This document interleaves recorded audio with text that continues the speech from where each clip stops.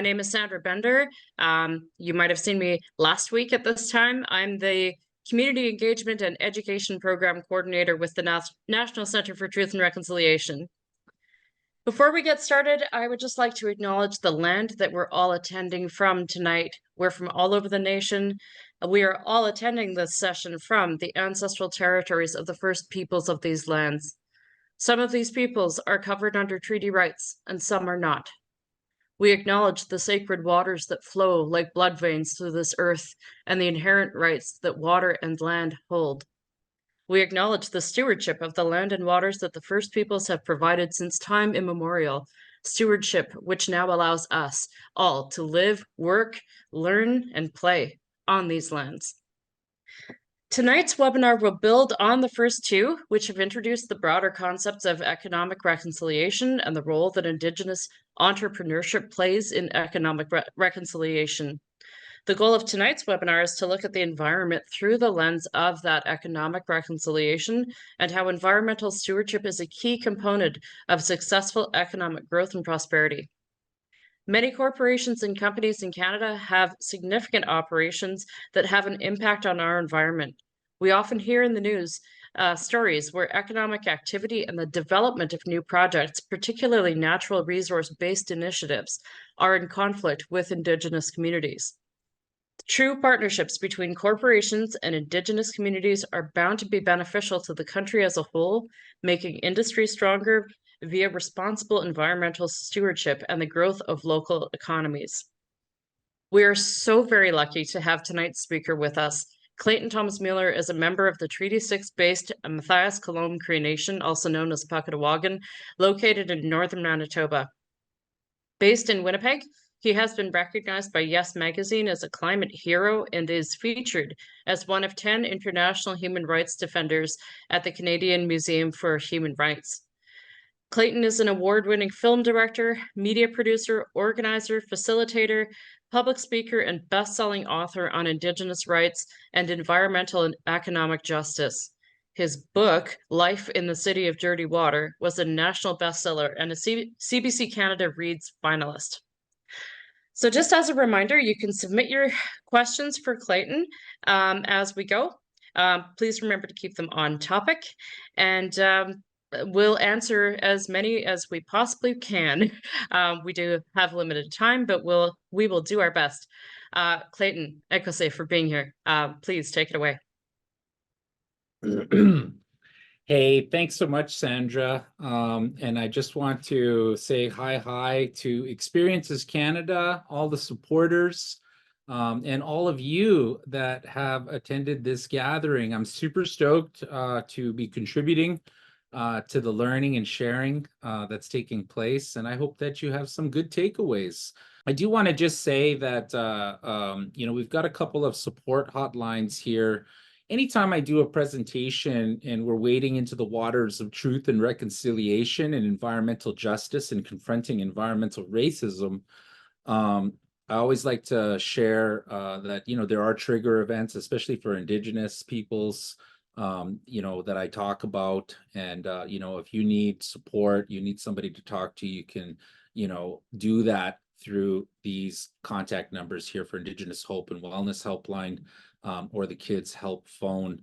A lot of trauma historically that Indigenous peoples face is tied up in, the destruction of our land and waters. And so that can be really triggering, especially with the complex traumas that we carry attached to what I'm about to talk about. So next slide, please.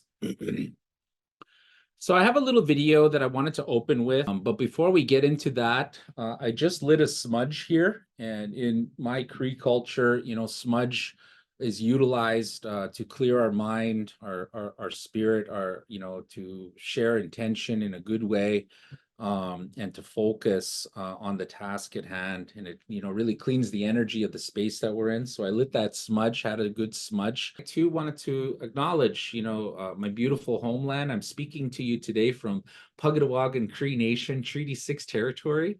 However, I do live in Treaty 1 in the city of Winnipeg. I just live back home part-time and do some work for my nation. So I'm talking to you from Puck today. And I wanted to acknowledge in a good way the ancestors of my territory. They're always with me. They're always standing behind me, even though you can't see them supporting me. And the same can be said about your ancestors too, from wherever you come from. Okay, let's jump into the first video.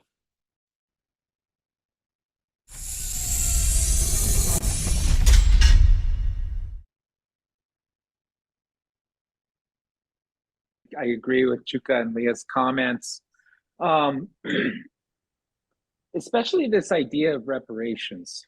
Reparations is a very politicized word, especially in the lower 48, very much part of the Black experience, Black history, the language of Black social movements. But I think like something that has been really inspiring to me as of late within the climate justice discourse has been this idea of climate reparations. And it's one of the reasons why every opportunity I have, I say that, whatever actions are taken in implementing the 94 recommendations of the Truth and Reconciliation Commission, that these things are inextricably tied to whatever Canada does in regards to a just transition and climate justice in this country. Because of the fact that, through colonialism and through capitalism, it's brown, Black, and Indigenous bodies and peoples, communities, and nations that have paid the highest price, but yet have contributed the least to the global climate crisis. And I think, reacting at scale to the existential threat of climate change requires a complete teardown and rebuilding of our economy, and first in line in that new economy has got to be the workers for sure, whose lives are tied to the fossil fuel industry, but also those communities that have historically been disproportionately burdened by the externalities that oil companies and coal companies and gas companies have placed upon their communities, through environmental racist practices by both government and industry in this country. So, I'm sure you've all read books, especially in your education journey, and you've certainly seen the news. The news almost on a daily basis highlights the very real tensions and polarity that exists here in these lands that they call Canada.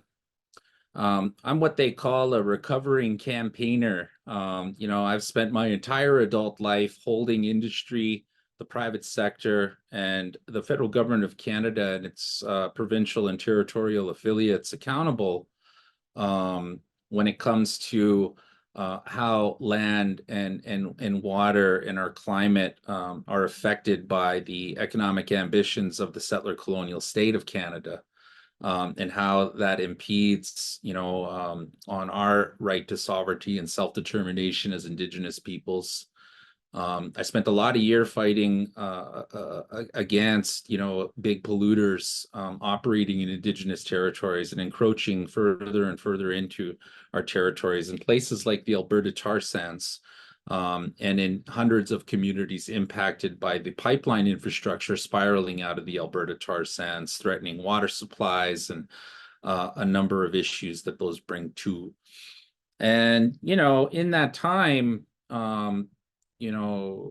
when you're a campaigner, a Native campaigner, and you're organizing to build power in Native communities so that they can, in a good way, self-determine over their own affairs and have, and practice and enforce sovereignty within this contemporary context, it can be really challenging, because as an Indigenous person, as an Indigenous campaigner, you're not just organizing protests and educational events and materials for the community to make informed decisions, but you're also doing crisis intervention, peer-to-peer support counseling, very real, personal interventions in the support work that you do with frontline community leaders who are fighting on the front lines of resistance and decolonization, and most importantly, healing and forgiveness.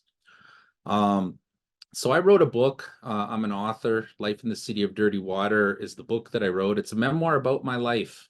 And the book and the broader storytelling project, it asks the question to Canada, What is it going to take for us to collectively move through and heal from the violence of colonization? And, next slide, please. And so this book, was part of a much broader storytelling project, which included an award-winning documentary that premiered at Hot Docs International as part of the official selection in Toronto. If you go to the website, lifeinthecityofdirtywater.com, you can view a number of vignettes that we produced of stories about growing up in one of Canada's inner cities, Indigenous, and all the questions that come with that unique experience. So I encourage you to check out, next slide, please, my website, check out the film. Check out the film, which was on CBC Short Docs. It was a CBC Short Docs feature and on the CBC Short Documentary website. But you could just Google search it on YouTube to watch it. It's a short film, 20 minutes, and it's quite powerful. So I encourage you to check that out when you get some time. And, certainly if you Google my name, you can see a great history of the different, activities led by grassroots communities in the fight for environmental justice that I've been a part of. That's kind of a rabbit hole though. So, at your own risk, go ahead and give me the other slide. So, we're here today to talk about, environmental reconciliation. How is the process of the implementation of the 94 calls to action of the Truth and Reconciliation Commission going to support, environmental justice in Canada, right? And one of the things, as I mentioned in the video that I showed, every opportunity I get, I really do try to, highlight the fact that, my ancestors, to quote Takaya Blaney, the Sliammon youth activist from BC, pipeline activist, she stated that her ancestors were the original climate activists. Because at the end of the day, colonization caused climate change. It only took 150 years of industrialization to almost destroy our ability as human beings to live within the biosphere of which Creator placed us, according to our creation stories. And that's pretty hardcore considering Native folks that lived here on Turtle Island, for millennia. And sure, there was famine, sure, there were war, sure, there was hardship. But you know what? We got through it, and we were so good at being a part of the ecosystem and having our governance, social systems, spirituality, and identities woven into that role. That when colonizers came here, they assumed that this was a devoid space, very ethnocentric in their perspective of any kind of human, activity, let alone civilization, and did what they did. And here we are today. So, we're here to talk a little bit about that. But the main thing, I'm just going to get into my presentation here. I'll tell you what the solution to climate change is right now. It's not the big Paris Climate Accords and all of these big global agreements. What the solution at the end of the day is to climate change is community self-determination. Okay, and I'll get a little bit more into that. And what that means is that, we need to start encouraging processes that develop our economies, social systems, the way we interact with each other and with the planet, our spirituality and religion, all of these things need to, take into consideration bioregional designs. Okay, that means not using a cookie cutter approach to urban planning, land use planning, and taking into consideration the interconnectedness of our environment right into our societies. And here in Canada, the 94 calls to action of the Truth and Reconciliation Commission, whatever Canada does on advancing these calls to action into the future, this absolutely is inextricably linked to the response to the existential threat of climate change.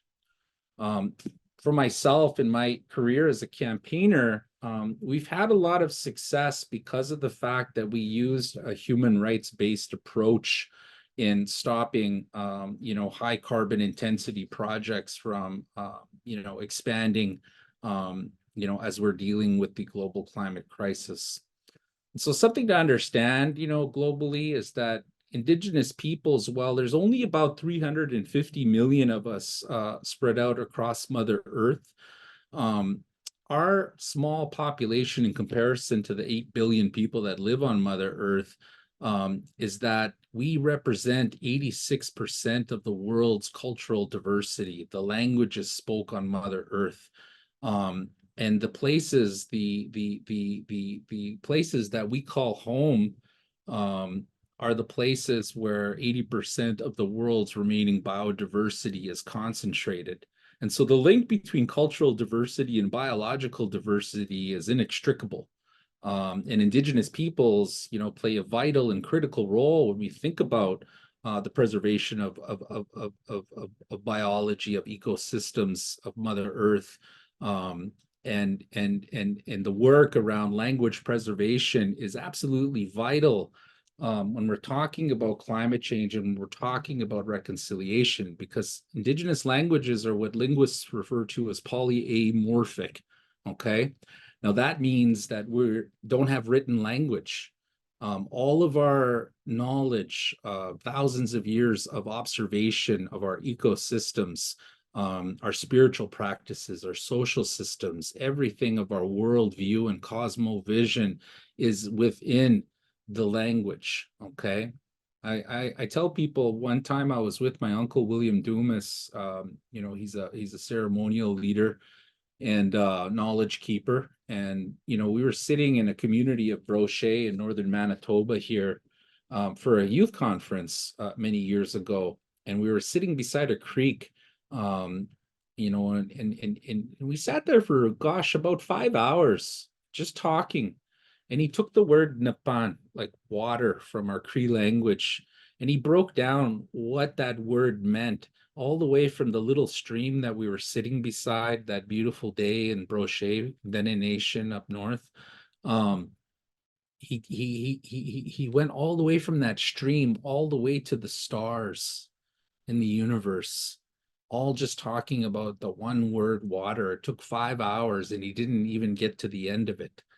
And so all of Indigenous storytelling practice, songs, land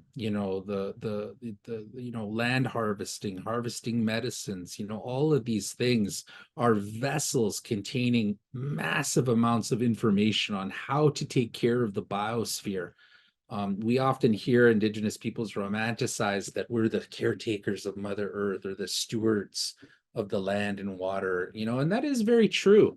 To many Indigenous peoples in our cosmology. It's right in our stories, our sacred obligations, and the 7 sacred teachings clearly outline the responsibility that we carry as not just defenders of the land for our peoples, but also to speak on behalf of those relatives that cannot speak for themselves. And I'm talking about our birds and insects and fish and the four-legged. When we think about colonialism, many people tend to think about past or historical wrongs, but forget about how colonial beliefs still permeate our everyday lives and our future outlooks. One aspect of this that is seldom mentioned is the neo-colonial nature of many false solutions that are permeating today's dialogue on, major issues like climate change. Whether it's development projects, progress, or market-based technology or technological solutions, things like carbon offsetting. Often, these false solutions give countries or companies implicit permission to continue to pollute as normal, while having disproportionate impacts on vulnerable and racialized populations.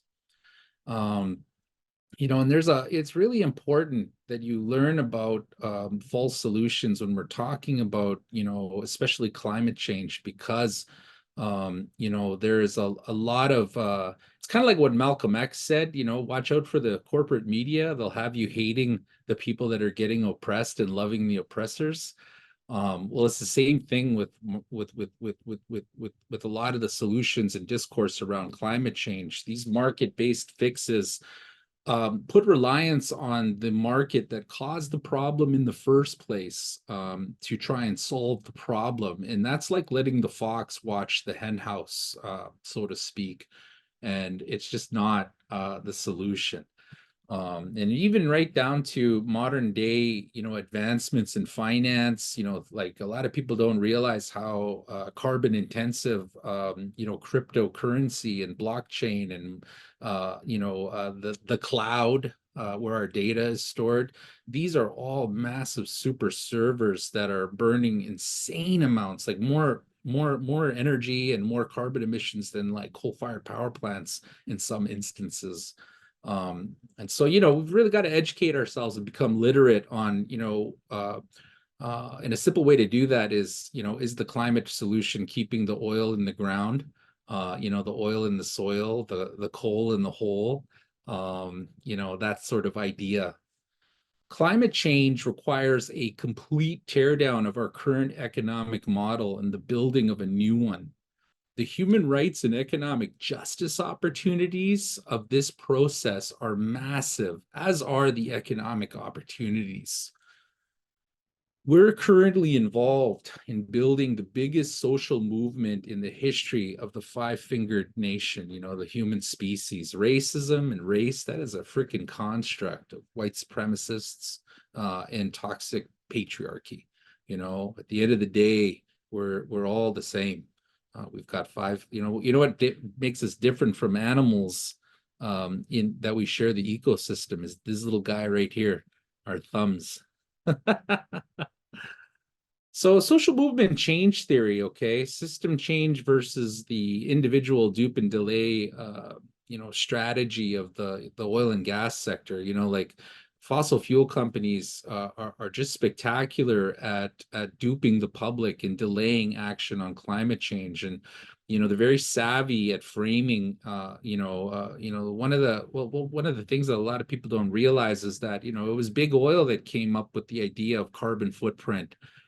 It was big oil who convinced the public into believing that your individual carbon choices, consumer choices, are somehow going to solve the climate crisis, when the reality of it is that it's the system itself, is with the number one violator of climate justice being the U.S. military industrial complex, and following closely behind it, European Union, China, Russia, all of the military industrial complex are the biggest freaking polluters on the planet, and they need to be stopped.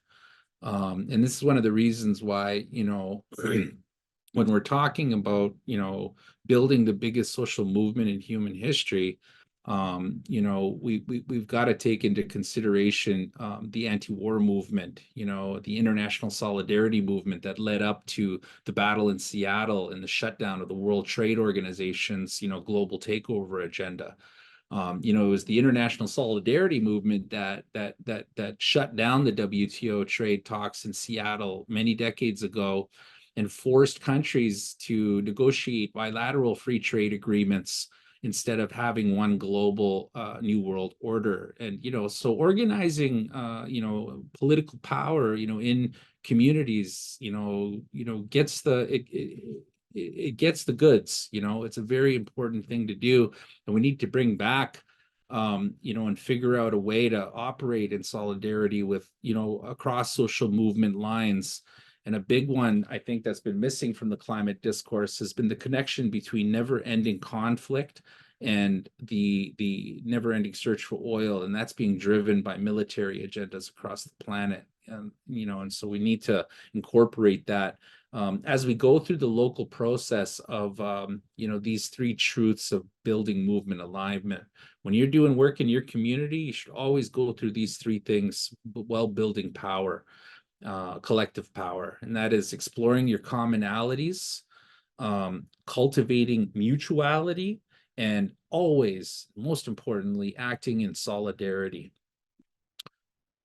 Canada needs a new social movement to establish a coast-to-coast network of First Nations united on the economy, reconciliation, and real climate action to pressure the federal government of Canada for a just transition off of fossil fuels, to build a new economic paradigm that prioritizes Indigenous peoples in the development of a rights-based climate mitigation and adaptation strategy. This is absolutely key.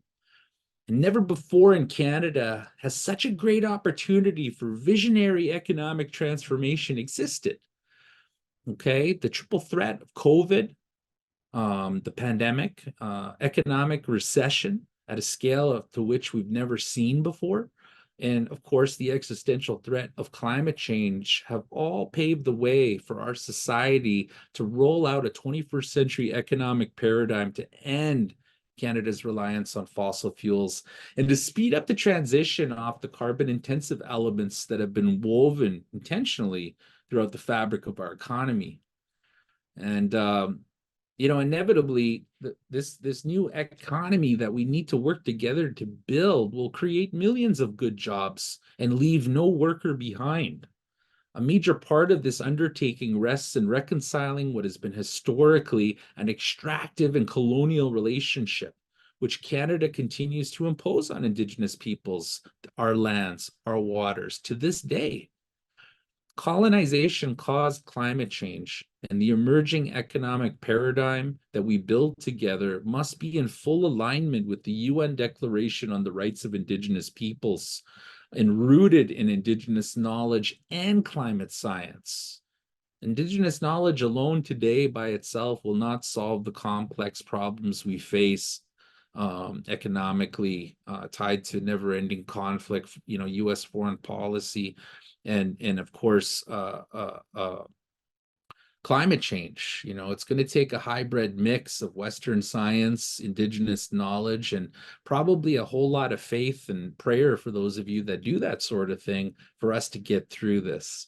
But as a person of faith, I believe in all of you, and I believe in my people for sure. We just got to meet up out there on the streets and out on the land. So Native people, and I hear there are some Native folks that are participating in Experiences Canada. I want to give you a shout out, a big shout out to all of you, but I always love, speaking and presenting and hearing from my fellow Nietzsches. So, fists up to y'all. Us Natives, we're disproportionately impacted by climate change and its drivers, and we are the ones that have contributed the least to the problem, but we're affected the most. Whether it's in the tar sands in Alberta or conventional oil and gas extraction anywhere in Canada or any other carbon intensive extractive process on or near our people's lands, Indigenous peoples are always on the front line of any related environmental and social or economic impacts that are externalized on our communities. And even so, Indigenous peoples have historically been the leaders of every single environmental victory in these lands that they call Canada. Indigenous peoples are in a position to model local solutions that demonstrate what it will take to build the sustainable economy of the future, utilizing the traditional knowledge we carry from our collective past. A big call out, a big shout out, and that I always like to take in these kinds of talks as well, is to labor, organized labor. Labor must open, and other social movement sectors as well, must open up their war chests and mobilize their base and join forces with the two population demographics in this country that represent the largest emerging workforce, which in the case of Canada are First Nations and secondarily immigrants and migrants, including climate refugees. The challenges social movements face and what's going on, what it's going to take to build a new economic paradigm that addresses both the existential threat of climate change while addressing its colonial roots and building upwards on the 94 calls to action of the Truth and Reconciliation Commission is what we need to always carry close in our hearts, in our minds, in our actions, most importantly, moving forward. We have a tremendous opportunity right now. We should view this crisis and the existential threat of climate change, the economic pressures that we face collectively although it being disproportionate, and work together, to advance these 94 calls to action in all of our institutions, whether it's our kids' schools, our unions, at the church on a Sunday, with our co-workers around the lunch table. If you're like that, on a soapbox, downtown shouting out to the world. These are some of the guiding principles that we need to embrace at all costs if we're going to get it right. If Canada is going to get it right with its historical injustices, imposed on Indigenous peoples and the creation of this very young settler colonial state. Native people, there's some of us tell Canadians to go back to Europe and that sort of thing, but the large majority of us, have always been very open and caring and sharing, with the land and the resources. Our people have literally died to protect the land and water for our kids. We had our kids stolen, while we were going through the motions of protecting our land and our peoples. And there's a lot that we can get right. So I'm going to leave it at that. I want to show this last video that I directed and produced at one of the big UN climate summits, and then we'll get into some question and answers, or reactions if you just want to share a general reaction to the bit that I've been sharing with you on this evening's discussion. I wanted to share this because it's a youth gathering. You're all dynamic, incredible young leaders, and this was a delegation of young Indigenous peoples that were part of our delegation of Indigenous climate action to the Madrid UN Framework Convention on Climate Change right before the pandemic. These young Indigenous leaders led the 500,000 strong march through the streets of Madrid. So check out their message.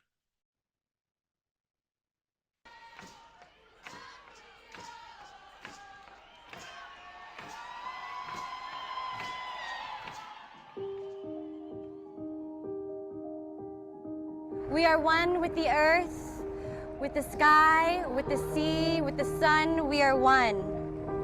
For Indigenous people, Unuhit, the notion that we are one is a simple truth that has guided our life in ways that has sustained us since the beginning of time. We value the sacred knowledge of the earth that has been passed down to us through the generations, knowledge that can bring us the healing the world so desperately needs in this time. As we face the most critical challenge of our time, climate change, we urge all peoples to shift their relationships with the earth and with each other. As Indigenous youth, we are in the front lines of climate change, and we are also in the front lines of fighting it. Indigenous rights are imperative to climate justice because climate change is the result of colonialism. My ancestors were the original climate activists, beginning at first contact with our resistance to the desecration of our sacred lands and sacred waters. For hundreds of years since colonization, we have been saying that this way, this colonial way of relating to our lands from a point of extraction, from a point of taking without reciprocity, without giving back, is flawed, and it will drive us to destruction. And now we are on the precipice of global collapse. We as Indigenous youth are calling on global leaders to do better. We've sacrificed everything for our lands. We've fought, we have died, we have had our children taken away from our homes because of these lands. And we are calling you to fulfill your responsibilities. Because it's not just about protecting our livelihoods, it's about the livelihoods of your children and your future generations, and our ability to live on this sacred land. Y actualmente hay 33,000 personas que están en riesgo de perderlo todo por el levantamiento del nivel del mar. Nosotros no consumimos combustibles fósiles y a pesar de ello somos los que más vamos a sufrir. Somos los que más sufrimos por el cambio climático. Estamos a punto de perder nuestra lengua, nuestra tierra, nuestra tradición, por la forma en la que viven en las ciudades. Así que tenemos que dejar estas palabras vacías, estas palabras de los gobernantes que no están haciendo nada, porque necesitamos acción ya. Necesitamos acción ya por las mujeres, por los niños, por la comunidad LGBT, por todos, por los pueblos indígenas.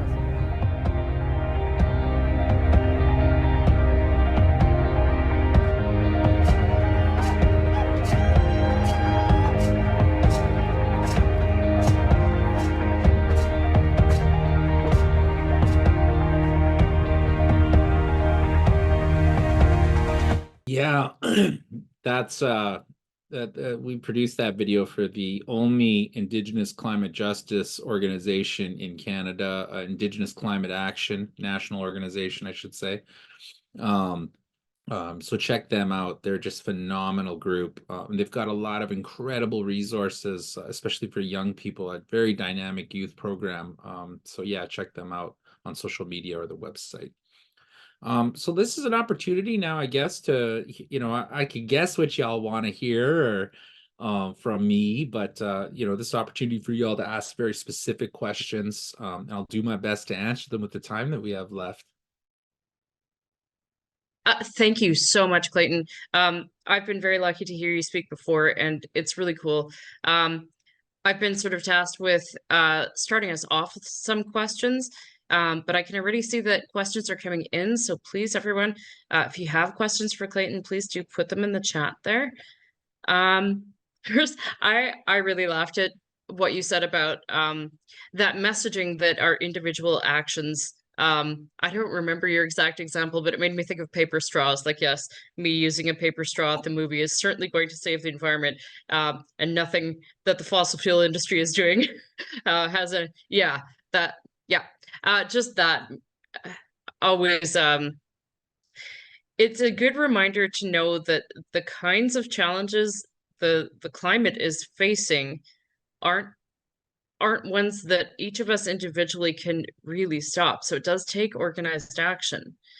I wondered if you, I wanted to note too that there was a real theme I heard between everything that you said. And Clayton, you weren't here for it last week, but we had speakers speaking to us about the National Indigenous Economic Strategy, and then we heard from a couple of Indigenous business owners, one of whom was Krista Bruno. The Feast. From Feast, Bruno Yeah. Gunther. Yeah. And the other of whom was Jen Harper from Cheekbone Beauty. It's a cosmetics line. Yeah. But there was a strong message about what we generally in society can learn about this concept of thinking about economics that don't just benefit one corporation or one person, but thinking about generations to come. And that's an attitude that's largely missing in the way the world in general handles the climate, right? Mm-hmm.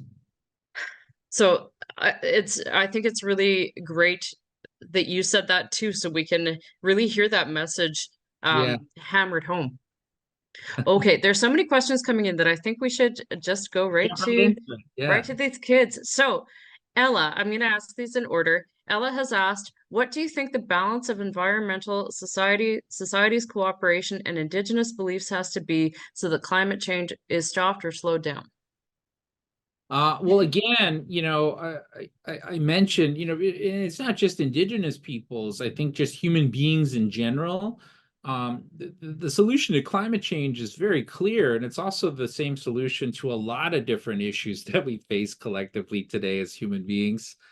And that is community self-determination over water and sanitation, or access to clean water, shelter, housing, our access to food security. Essentially, everybody's right to live, work, play, and pray in a safe and healthy environment, right? A lot of that is really riding on our ability not to be molested or to have, corporate private sector entities privatizing what we refer to as the commons, things that nobody owns, but that we all have to take care of because we depend on them for our lives. These are things that we're borrowing from our kids, right? And we need to make sure that our people, when we're designing the economies of the future, whether that's urban or rural, that they are taking into consideration bioregional design, ecological design, and that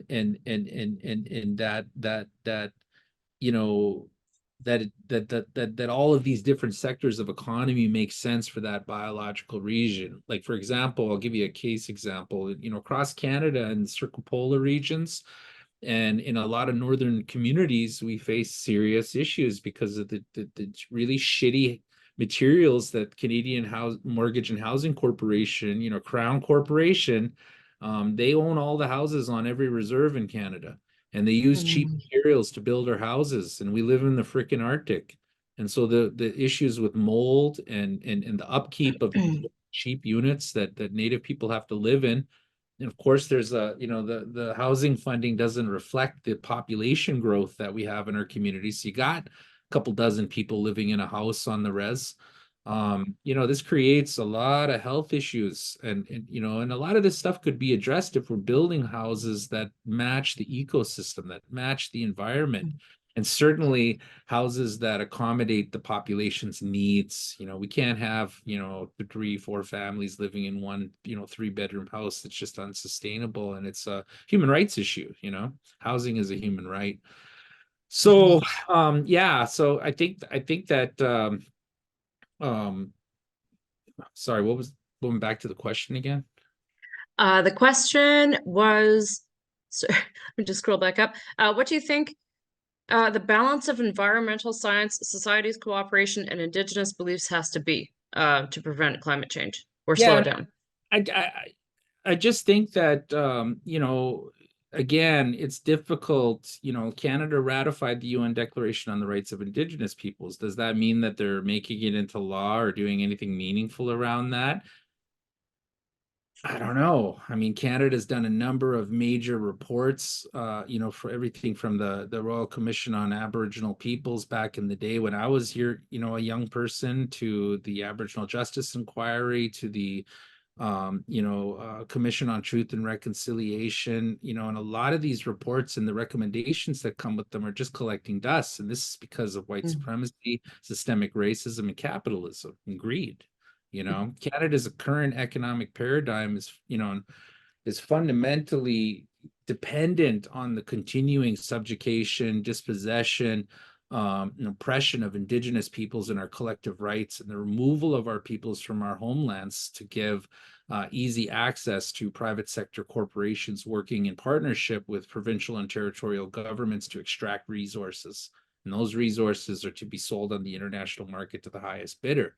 And so the Indigenous rights regime that exists in this country is not third class, second class, it's first class, and corporate sector, private sector, provincial territorial governments need to understand that the federal government, which is the ultimate jurisdiction in the Canadian legal regime, has a fiduciary and legal obligation to each individual 636 First Nations across the country. And if one community supports a massive clear-cut forest logging operation or a big diamond mine, but another community doesn't, well, then that community can say no, and they can stop that, if it's threatening their right to hunt, fish, and trap, because our hunting and fishing and harvesting rights are enshrined right in the Canadian Constitution, Section 35.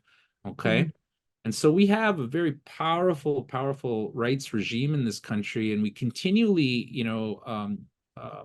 prove that in the settler colonial state courts with Supreme Court victory after Supreme Court victory, asserting our territorial jurisdiction and land title. And this is, that is like the fundamental issue that right now it's not equal. It's not a fair playing field. The burden of proof in Canadian courts is on Indigenous peoples, and many of our First Nations are impoverished. They certainly can't afford millions of dollars to litigate, in defense against encroachment of multinational oil and gas corporations, for example. They don't have the resources, and so that there are some very big issues that need to be addressed systemically with the way that the Canadian government and provincial and territorial governments do business, especially in the provinces that are subject to the Natural Resources Transfer Act, piece of legislation for Western provinces, because that placed jurisdiction over natural resources in the hands of the provincial and territorial governments, separate from the federal government's jurisdiction. And Indigenous peoples have our legal, the trust relationship we share with the colonizer is the federal government. And so it's a devolution of our sovereignty and self-determination, if we have to deal on matters of natural resource extraction with provincial or territorial governments, certainly the private sector or municipalities, we don't need to do that. That's the Canada's problem. But the reality of it is we got to deal with all of them. The burden of proof is on us. We got to go to courts. We got to protest in the streets and out on the land, all in defense, all as land defenders and water protectors.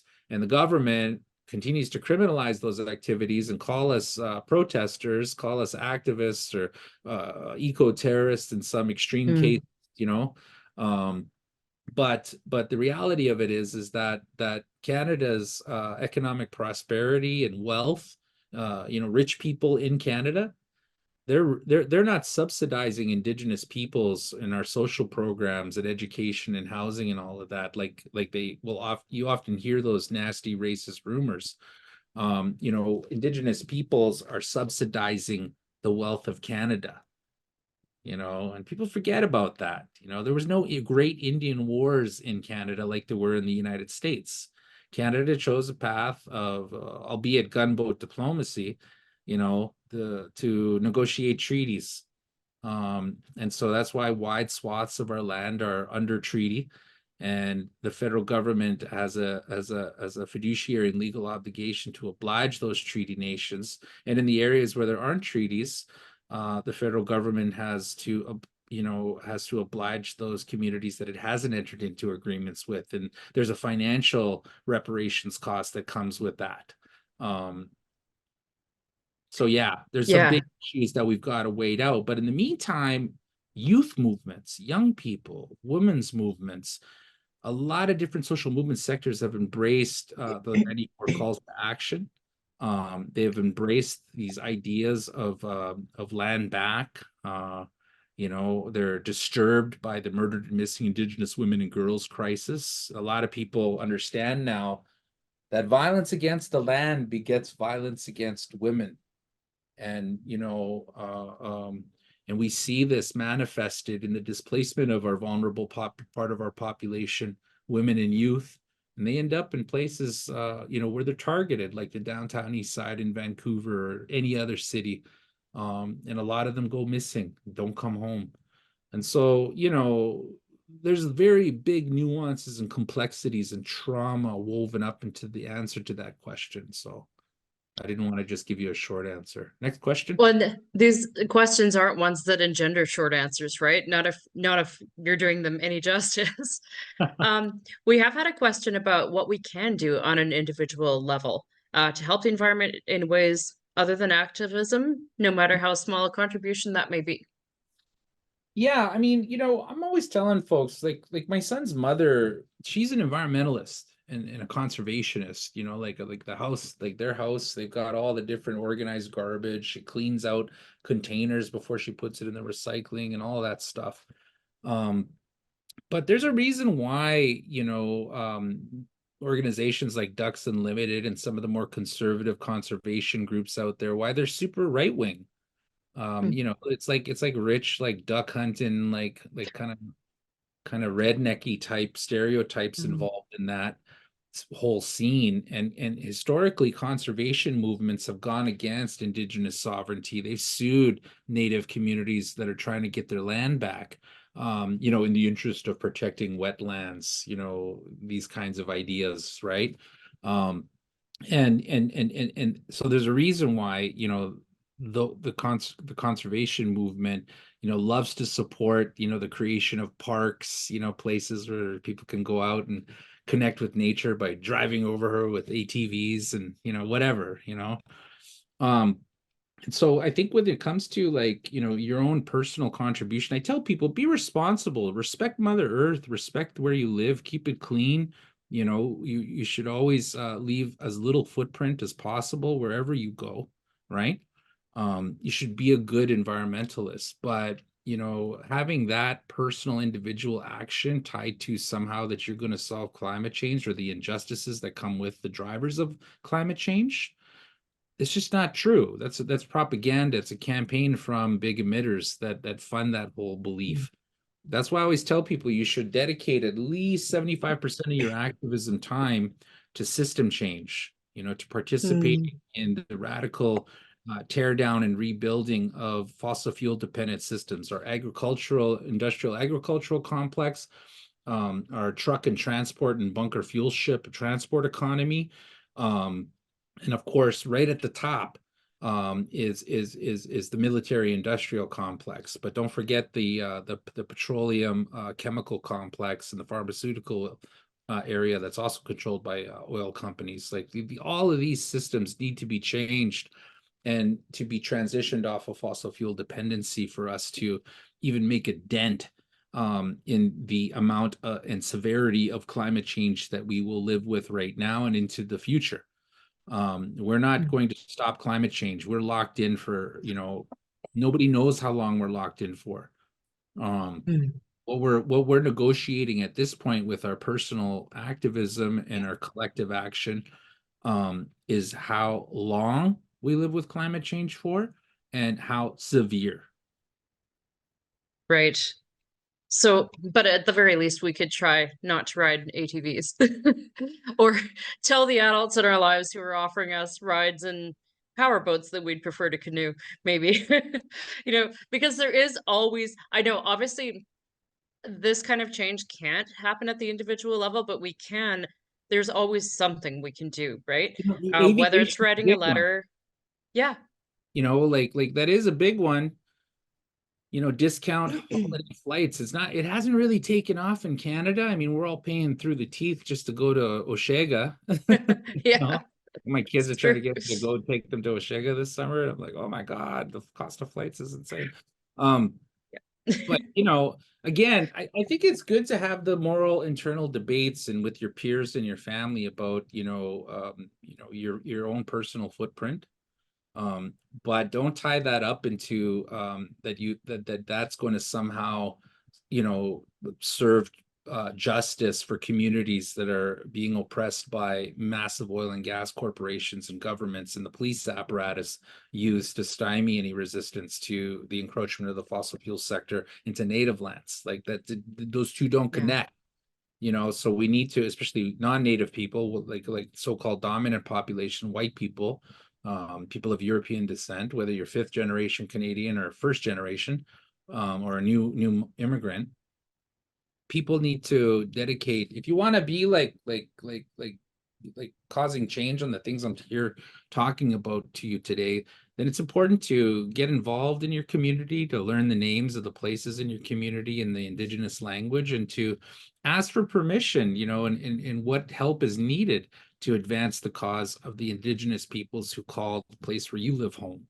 And you might get a negative reaction. You might even get a few negative reactions from Native folks, but Native people are so tired of non-Native people coming to us and being like, hey, how do I get involved?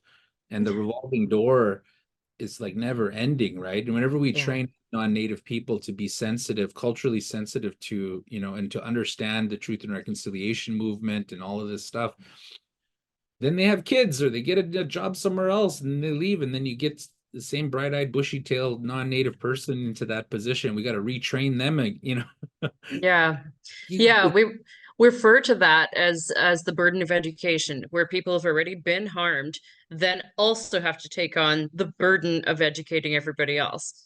So this is something that everybody here, no matter who we are, can participate in, right? Educating the people around us, taking what we've learned from Clayton tonight and the previous speakers, and sharing that knowledge with other people. Okay, I'm trying to blend a couple of questions because we just have a couple of minutes. There've been a couple of questions along the theme of, if you were the government or if you had control over the government, what is one thing you would make them do, or that you would do if you were running government? Well, immediately eliminate student debt, but yeah. Yes. I would want universities to be like free. Not free, but paid for by the collective, not by the individual. Yeah. I think that for sure, there needs to be like a review process to every single department of the government. Every department has dollars earmarked for First Nations, Inuit, and Métis. There's about, I think it's $8 billion in transfer payments annually to Canada's Indigenous populations from the federal government. That's just to operate the system. Mhm. And I think that, there needs to be a review of the supply chain of all of that money, and an analysis of all of the grandfathered in suppliers, whether it's lumber or housing, building implements, textiles, whatever, you name it, stuff we need to run our communities. All of those goods and services need to be mandated to be supporting Indigenous owned businesses. And this is just to level the playing field in Canada's economic system, for the most marginalized population. I think that's certainly, respecting every Canadian experiences, the protection of their rights through the Charter of Rights and Freedom. And a big one in there is mobility of rights. So if you decide you want to go to, let's say you want to go to university in Vancouver, UBC, right? You live in Saskatchewan, so you go to Vancouver, just because you left the province of Saskatchewan, you go to Vancouver, you still got access to universal health care, you still can rent a house, you can go to school, you still have to pay taxes, all that stuff. But you have mobility of rights that are afforded to you under the Charter of Rights and Freedoms anywhere within Canada's provincial and territorial boundaries. And so First Nations peoples, because we continue to live in an apartheid system, Canada literally wrote the book on apartheid. Like South Africa is often, demonized for their history of apartheid, but you know who they got their Bantustan apartheid system from was finding out, about Canada's Indian reservation system and the Indian Act, of which Indigenous peoples are governed by, or which First Nations are governed by. And so, our mobility of rights are not respected by the Canadian government and by its provincial and territorial affiliates. The federal government does afford ways for us to recoup taxes that we've paid out off reserve through a very tedious registry and accounting process. But we're not supposed to pay taxes. We don't, that is not our problem. And we continue to have a really hard time accessing education, housing. We have to pay taxes off reserve, and that should immediately be respected. Like Indigenous people should have mobility of rights. We shouldn't have to pay taxes even if we leave our reservation boundaries. And there does need to be supports and a review process that, right across the system that forces, the billions of dollars that we're bleeding out, in infrastructure dollars and everything else, to non-Indigenous entities, because those dollars that go to non-natives for the servicing of Indigenous needs in this country could be going into and circulating within our communities, upwards of 8 or 9 times before it leaves the community, versus just immediately going to a non-native vendor. That's a big one that irritates me personally. And I think that that's an easy fix, especially in the era of truth and reconciliation, that it'd be mandatory that any funds coming that are earmarked for Indigenous peoples prior to go to non-Indigenous businesses, Indigenous, lumber companies, Indigenous software companies, Indigenous, you name it. I think that would be a very dramatic leveling out of the playing field, so to speak. And I certainly think that doing a massive review of GDP and how we measure success should be not by growth. There should be other indicators woven into that. The goal should not be like never-ending unfettered economic expansion. We've hit the ecological ceiling on that model. It's called climate change. Yeah. So we got to figure something else, a different measurement of how happy we or how big we are, or whatever. I don't know, but we got to do something. How successful we are economically. Yeah. And I think that's I want to end on this caveat before we move on, but that's the thing, though, where Indigenous peoples have a vital and critical role with the rest of our brothers and sisters here in these lands that they call Canada. We have had our world come to an end 100 and something years ago. Okay. We know what it means to organize with the goal of building power, okay, and affecting change for the better, with the juxtaposed against the end of the world. We know what it means to do that. We've been doing it. We've been successful at it. They said that we were just going to disappear and be, the identity of Indigenous peoples and become Canadians, but that just wasn't the case. And here we are, the fastest growing population within the Canadian society. And we're hungry, and we're still nice. We're still willing to share, and especially our knowledge about how to organize and build sustainable economies and happiness and abundance and health and healing and forgiveness, with the backdrop of the world ending, and we're willing to share that with our fellow human beings, with the interest of protecting not only our interests, but those interests of the living beings that we share our sacred ecosystem with. We have so much to learn. This amount of time only just gives us that first taste of the depth of how much more we as a nation have to learn about, and as a global society need to learn about how to interact with the creation that we live in, right? This has been an incredible glimpse into the first steps onto the pathway of all of that knowledge that you hold. So I'll just remind everyone about Clayton's book, Life in the City of Dirty Waters. Waters. I've read it. Well, yeah, exactly. It's all the same river system. It's an incredible read. I read it myself years ago, and now I feel like reading it again. I would strongly recommend as well, and we're going to share a link in the chat. Clayton mentioned the United Nations Declaration on the Rights of Indigenous Peoples. If you are, let's say grade 8 or higher, I think that you can handle this read.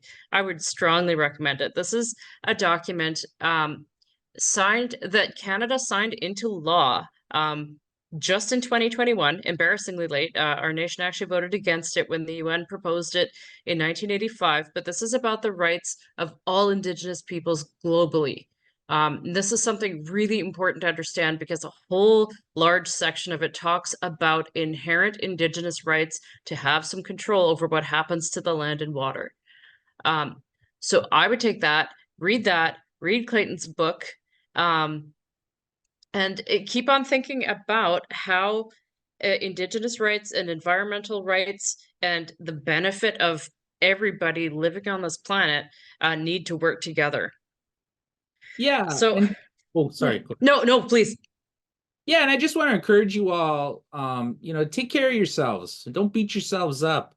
We got to keep, repetition, consistency, showing up is 90% of it. We've definitely got to do the organizing work and make sure that we're literate on all of these complex issues. But at the end of the day, I want to encourage you all to take care of yourselves, incorporate a spiritual practice in your life. Go check out a sweat lodge. If you meet a Native person and they invite you to a sweat, go check it out. You might find a pathway to something that'll help you in your life. But I think it's really important to understand that, our this emptiness inside that so many people are consumed with, this sickness of greed, capitalism, consumption, consumerism, that is all stemming from a disconnection, an almost severing of our spiritual umbilical cord to Mother Nature, to Mother Earth, by industrialization and by hyper-individualized capitalism, consumerism. And, it's only through a spiritual practice and connecting with nature, with people that you care about and love, or sometimes by yourself, that you'll get the fuel you need to fight the good fight. You don't do that, you'll hit burnout. I've burnt out, I don't know how many times, because I wasn't, connecting in the way that I needed to. So save yourself some burnout and develop a way to self-care, take care of yourself, to stay connected to the sacredness of the universe and the ecosystem that Creator put you at, and show up and keep showing up. That's amazing. Thank you so much for all of this, Clayton. A good reminder to all of us to take care of ourselves. Don't forget about those help resources that are out there. I particularly like hopeforwellness.com. Kids Help Phone is also there for you. And they both have chat options, so you don't have to speak on the phone if you'd rather not. For tonight, Clayton, Thomas Mueller, everybody. Amazing. Exciting. Thanks so much for having me, everybody. And if you see me out in the streets or out on the land, shout me out, okay? And add me on social media. I'm going to do that right now. All right, everyone. Good night and see you tomorrow. Take care, everybody.